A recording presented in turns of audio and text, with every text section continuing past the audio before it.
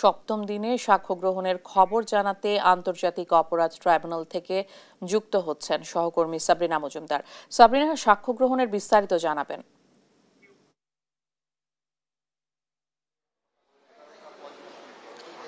Ishika, July August হত্যাযজ্ঞের যে প্রসিকিউশনের মধ্যে যে নির্দেশদাতা অর্থাৎ সাবেক প্রধানমন্ত্রী শেখ হাসিনা, তার বিরুদ্ধে কিন্তু আজকে সপ্তম দিনের সাক্ষ্য গ্রহণ চলছে এবং 17তম যে সাক্ষী তিনি হচ্ছেন সাক্ষ্য দিচ্ছেন এবং তিনি হচ্ছেন মোহাম্মদ গিয়াসউদ্দিন। তিনি রংপুর মেডিকেল কলেজ বিশ্ববিদ্যালয়ে যে ফরেন্সিক বিভাগে সেইখানে একজন কর্মকর্তা ছিলেন এবং তিনি বলছেন যে আসলে যে রংপুরের যে হত্যার ঘটনা, আবু সাইদের যে হত্যা ঘটনাটি, সেটি কিন্তু আমরা এর আগে যে এই কয়েকদিন যে সাক্ষ্য দিয়েছিলেন, যারা সাক্ষীরা এসেছিলেন, তারা কিন্তু বলেছিলেন তাদের মধ্যে থেকে দুজন, একজন শিক্ষার্থী, একজন হচ্ছে সাংবাদিক। তিনি কিন্তু বলেছিলেন যে রংপুরে আবু সাইদ আসলে কিভাবে মারা গিয়েছিল, কিন্তু রংপুরের আবু সাইদের যে মারা যাওয়ার পর আসলে ফরেন্সিক রিপোর্টে, আসলে সুরতহাল রিপোর্টে কি করা হয়েছিল সেটি আসলে আজকে আমরা জানতে পারছি। অর্থাৎ আজকে যে সেখানের যে ফরেন্সিক বিভাগের যে কর্মকর্তা ছিলেন মোহাম্মদ গিয়াসউদ্দিন, তিনি আসলে বলছেন যে রংপুরে আবু সাইদের হত্যা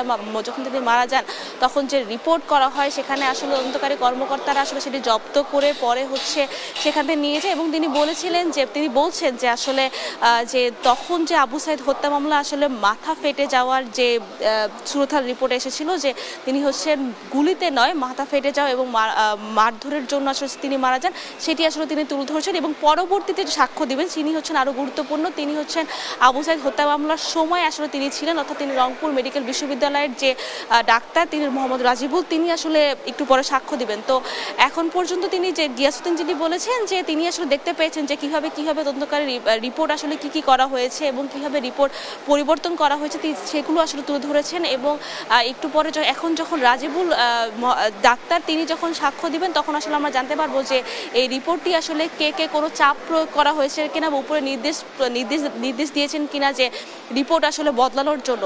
তো এখন হচ্ছে যখন তিনি সাক্ষ্য দিবেন, সাক্ষ্য দেওয়ার পর আসলে আমরা আপনাকে জানাতে পারবো যে কি আসলে কিভাবে আবু সাইদের রিপোর্টে আসলে পরিবর্তন করা হয় এবং রিপোর্টের সাথে কি করা হয় বা উপর মহল থেকে কেউ নির্দেশ দিয়েছেন কিনা। তো এখন পর্যন্ত এই ছিল সর্বশেষ খবর আন্তর্জাতিক অপরাধ ট্রাইব্যুনাল থেকে। ইশিকা। সাবরিনা, অনেক ধন্যবাদ আপনাকে। আন্তর্জাতিক অপরাধ ট্রাইব্যুনাল থেকে বিস্তারিত জানাচ্ছিলেন সহকর্মী।